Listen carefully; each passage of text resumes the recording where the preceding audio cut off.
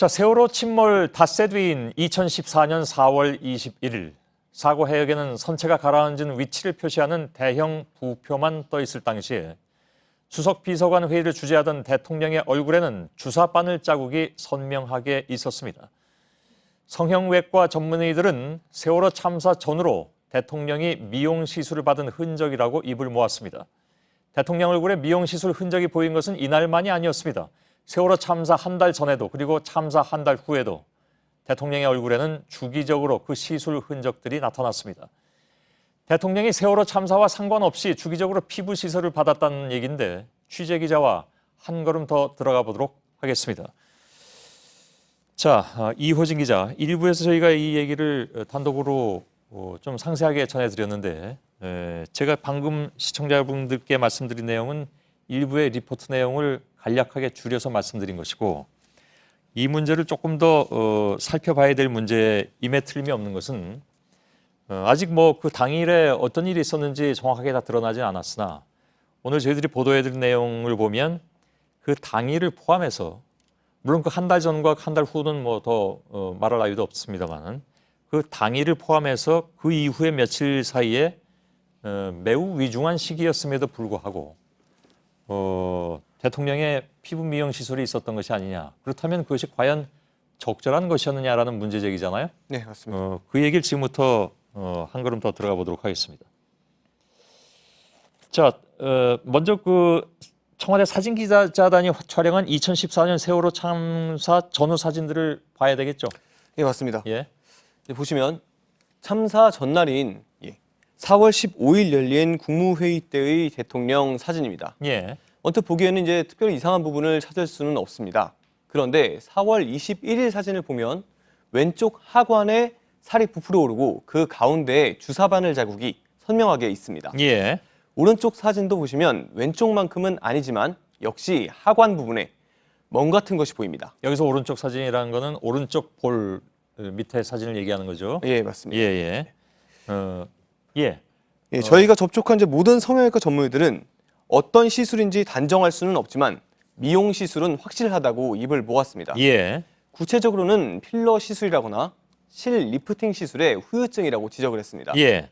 이제 일부에서는 안면 윤곽을 다듬는 시술로 보인다는 판단도 있었습니다. 예.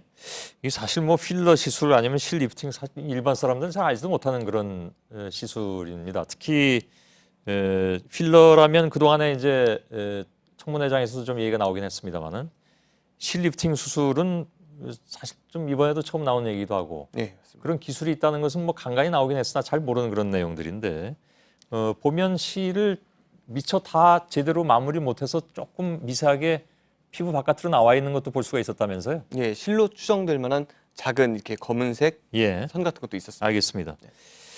언제 시술을 했는지 확인이 됩니까? 일단 시술 종류에 따라서 달라질 것 같습니다. 필러의 경우에는 사람에 따라서 적게는 2, 3일에서 길게는 일주일까지 멍이 들기도 하고요. 리프팅의 경우 멍이나 붓기가 곧바로 나타난다는 겁니다. 예, 이 21일이 월요일이었는데 사진이 찍힌 시점. 예, 맞습니다. 세월호 당일 근처부터 직전 주말까지 여러 가지 가능성을 열어둬야 할 것 같습니다. 예, 예.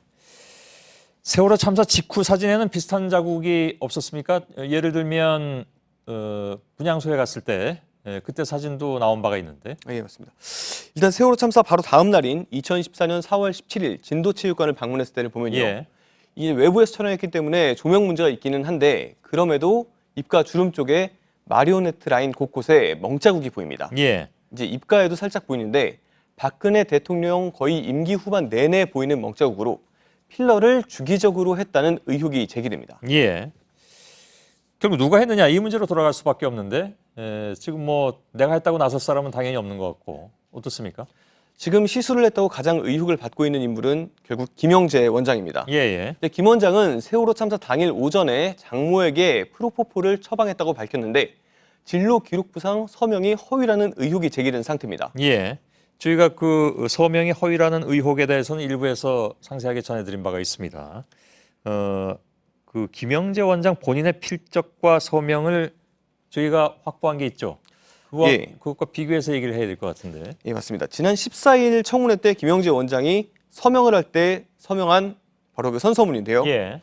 전문가를 통해서 이 필적과 서명을 세월호 참사 당일 장모의 진료기록부 그리고 향정신성 대장과 비교를 해봤습니다. 예. 먼저 한 전문가는 세월호 참사 당일 장모 진료기록부가 김영재 원장의 본인 필적과 다르다고 지적했습니다. 예. 그리고 또 한 전문가는 향정대장을 한꺼번에 몰아서 작성된 것으로 보인다고 했습니다. 예. 특히 16일과 17일 세월호 당일이 포함되어 있습니다. 이를 한꺼번에 몰아서 쓴 것으로 추정된다고 밝혔습니다. 예. 그 서명을 만약 다른 사람이 했다고 한다면 그 나라 행적 전체에 대해서도 재조사가 필요하다 이런 지적이 나올 수밖에 없는 거잖아요. 예, 맞습니다. 김영재 원장의 말은 JTBC 보도 최초 보도부터 지금까지 계속 바뀌었습니다. 예. 청와대를 한 번도 들어간 적이 없다 해서 종종 들어갔다로 바뀌었고요. 세월호 참사 당일에는 진료를 하지 않고 골프를 치러 갔다고 했는데 다시 또 장모를 시술하고 골프를 치러 갔다로 바뀌었습니다. 예. 단정을 할 수는 없지만 누군가 다른 사람이 진료기록부에 서명을 했고 이를 급하게 재작성했다면 그간의 진술에 대해서도 재조사가 불가피할 것으로 보입니다. 예. 알겠습니다. 여기까지 듣겠습니다. 이호진 기자였습니다.